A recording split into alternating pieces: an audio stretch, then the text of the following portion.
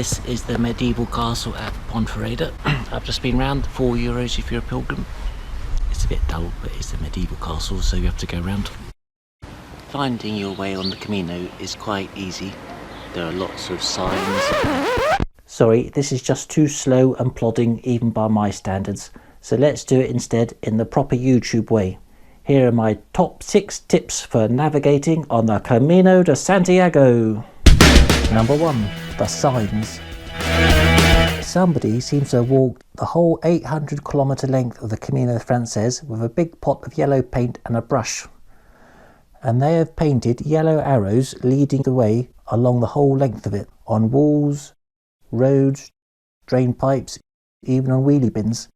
Plus there are metal signs on lampposts, concrete posts in the countryside, and the images of shells on footpaths in cities.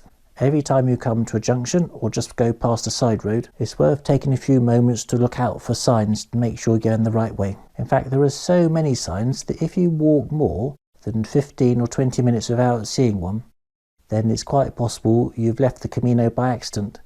If you think you've done this, the best thing to do is to backtrack. It might sound a bit obvious, but I met one person who only realised they'd left the Camino when a farmer found them having lunch in their field. And the farmer was a bit surprised to see somebody 5 kilometres away from the Camino. And the person who got lost hadn't realised they'd left the Camino at all, but they'd walked an hour without seeing any signs or anything. Also, I heard the story of a couple of people who left the Camino by accident, ended up 7 kilometres away from it and got so lost they had to get a taxi to the next albergue.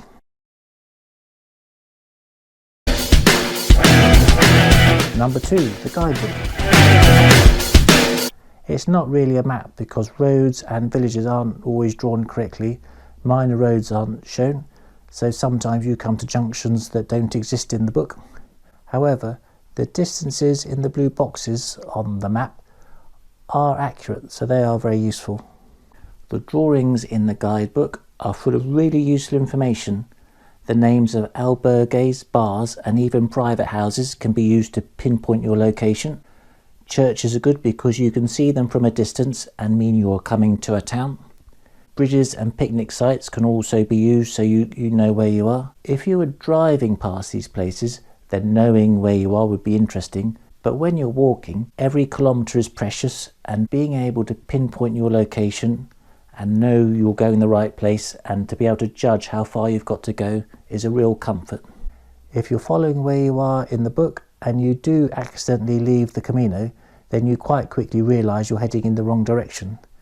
But to do this, you always have to have the book ready. I carried it in my hand. It probably would have been easier if I'd had it on a strap that went round my neck or across my shoulder. But I think if you put it in the rucksack side pocket, that'll just be too difficult to get to, and you won't check it often enough. Although I didn't see anyone else having the guidebook open all the time, whenever I walked with someone, they always wanted to know, where are we, how far have we got to go, so it is useful. Number 3, looking ahead. Look at the section of the Camino you're about to walk in the guidebook. If there aren't any villages coming up, make sure you've got plenty of food and water, especially if it's hot. Again, this might sound obvious, but there are so many villages on the Camino and so many bars and restaurants, it's quite easy to get caught out when there aren't any. Number 4, a pedometer. They're not as accurate as GPS devices, but they have the advantage that you do not need to charge them up every night, and this one resets itself at midnight, which meant I could put it in my pocket, forget about it, but when I needed to know how far I'd walked that day, I could take it out of my pocket and it'd count the steps for me by itself. Number 5, using your mobile phone. When I was on the Camino, I found Google Maps very useful because you can search for specific things like bus stations or hotels. I had a comment from someone recommending Atlas guides. They provide a GPS map of the Camino Frances, which also includes other information such as albergues. You download the whole map onto your phone so you don't need to access data while you're walking along. I think if I was to do the Camino again, I would definitely think about taking this. So thank you very much to Shelley for that comment. However, there is a word of warning about using your phone to navigate. In Britain, if you see in the news someone's been rescued from the top of a mountain or out in the wild somewhere, and the newsreader says they were navigating using a mobile phone, then that's the newsreader's code for that person was a bit of a numpty. So as a backup, mobile phones are great, but I don't think they should be your main way of navigating.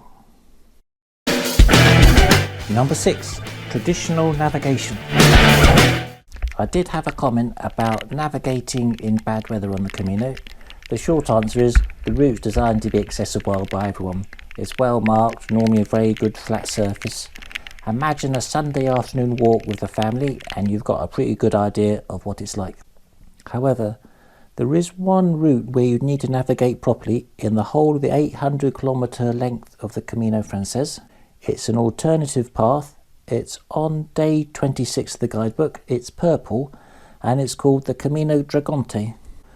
Although it is in the guidebook, John is very cautious about recommending it, only in good weather and with another person. I did meet 2 people who tried to do this route. They confirmed it is overgrown and it's not very well marked. They had to use Google Maps on their phone. Eventually they found a farmer and his son who were cutting down trees, and they were able to help them, otherwise they really would have been stuck. In the end they gave up halfway and rejoined the main route.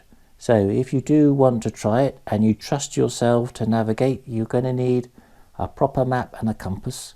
I think the best map is one produced by the Spanish Armed Forces. It's a 1 to 50,000 map, and the word you need to search for online is Oenthia. That's the name of the town that the map is sort of named after. I only found it in one place and then it was out of stock.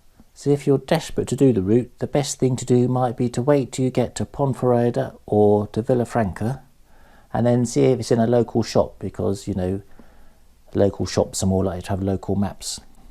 So thank you to Christopher for the comment, and if anyone does decide to try it and you live to tell the tale, by all means let me know how you got on.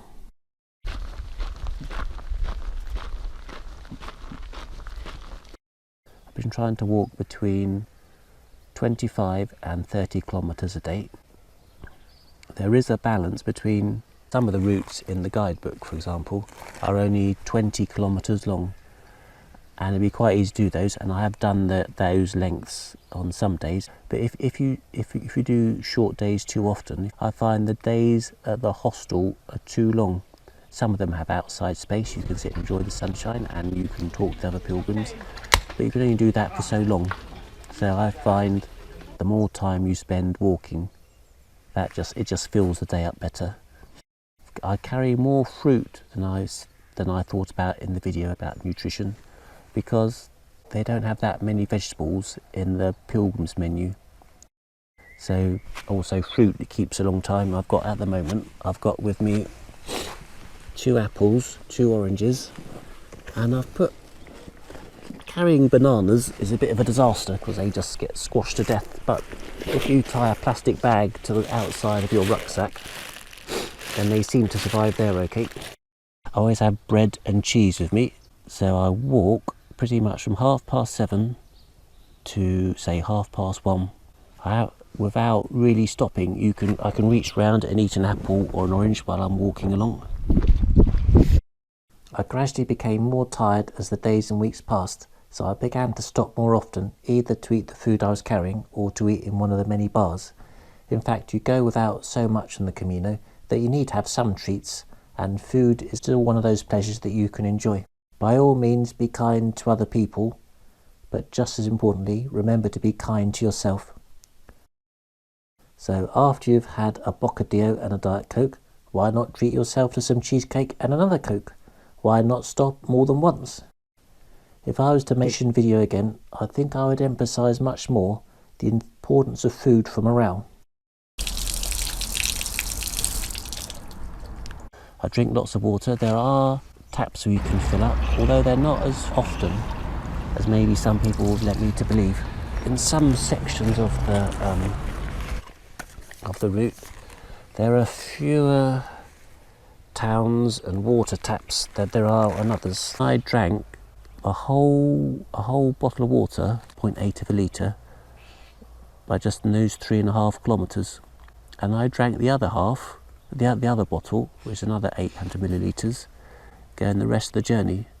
So in the guidebook, where it recommends having two half 1 litre bottles, so a total of 1 litre of water, I don't think that's quite enough. I think if you were travelling that distance in the summer, you would need more water.